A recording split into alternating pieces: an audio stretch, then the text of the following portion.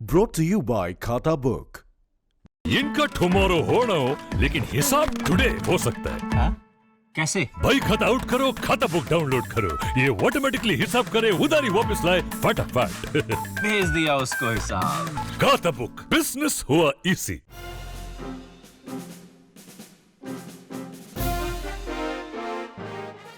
जम्मू कश्मीर में पहली बार जिला विकास परिषद यानी डीडीसी का चुनाव होने जा रहा है। डीडीसी चुनाव के साथ प्रदेश में पंचायत और निकाय उपचुनाव भी होने वाले हैं, जिसे देखते हुए बीजेपी ने अपनी ताल ठोक दी है, तो दूसरी तरफ स्थानीय दलों ने गुपकार गठबंधन बना लिया है। इस गठबंधन को कांग्रेस की तरफ से भी समर्थन दिए जाने की खबरें सामने आई। इस गुट पर भारतीय जनता पार्टी बीजेपी हमलावर है। बता दें कि जम्मू कश्मीर में 28 नवंबर से 19 दिसंबर के बीच डीडीसी के चुनाव 4 चरणों में होंगे। पंचायती राज एक्ट के तहत जम्मू कश्मीर के हर जिले में डीडीसी का गठन होना है। ऐसे में कश्मीर में 370 को लेकर साल भर बाद सियासत तेज है। कश्मीर के कथित पैरोकार अलगाववाद की नाव चलाना चाहते हैं, लेकिन उस नाव में अब छेद हो गया है। तो वहीं बीजेपी की ओर से धुआंधार चुनाव प्रचार हो रहा है और बीजेपी ने पूरा जोर लगा रखा है। इसी कड़ी में जम्मू कश्मीर और लेह कारगिल के विकास को लेकर प्रचार करने पहुंचे वरिष्ठ भाजपा नेता एवं केंद्रीय मंत्री मुख्तार अब्बास नकवी ने गुपकार गैंग का करारा प्रहार करते हुए कहा कि 370 के खात्मे के साथ जम्मू कश्मीर और लेह कारगिल के विकास में बाधा बने तमाम कानूनों को खत्म कर इन क्षेत्रों के विकास की रफ्तार पर लगा स्पीड ब्रेकर ध्वस्त किया गया। मुझे लगता है कि जो डीडीसी इलेक्शन है आज़ादी के बाद पहली बार हो रहा है और बीजेपी यहाँ के लोगों के विश्वास से इसलिए कम्प्लीटली कॉन्फिडेंट है कि बीजेपी बहुत अच्छी तरह से परफॉर्मेंस करेगी।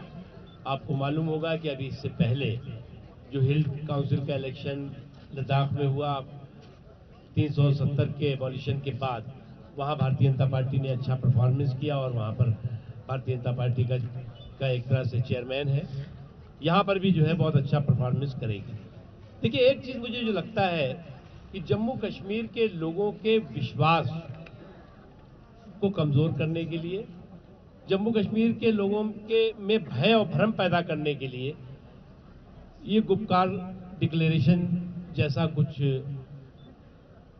षड्यंत्र हुआ है, जिसमें कि कांग्रेस पार्टी कभी हाँ कभी ना वाली बात तो जरूर करने की कोशिश करती है, लेकिन वो अपनी चतुराई के चक्रव्यूह में फंस चुकी है और उसका नतीजा है कि आज वो कभी उनके कोई नेता ना कर देते हैं, कोई हाँ कर देते हैं और फिर इनकी पोजीशन ये हो गई है कि ना करके प्यार तुम ही से कर बैठे। गुपकार डिक्लेरेशन डायनेस्टिक और डिस्ट्रक्टिव पॉलिटिक्स का डिक्लेरेशन साबित हुआ। तो दूसरी तरफ गुपकार समझौते को लेकर उत्तर प्रदेश के मुख्यमंत्री योगी आदित्यनाथ ने कहा कि जम्मू कश्मीर के मुद्दे को लेकर कांग्रेस पार्टी का जो दोहरा रवैया है वो राष्ट्रीय एकता के साथ खिलवाड़ है। उन्होंने कहा कि हम जानते हैं कांग्रेस ने हमेशा राष्ट्रीय अस्मिता के साथ खिलवाड़ किया है। अलगाववाद को बढ़ावा देने वाले लोगों का कांग्रेस ने साथ दिया है। जम्मू कश्मीर के मुद्दे पर यह चेहरा सामने आया है।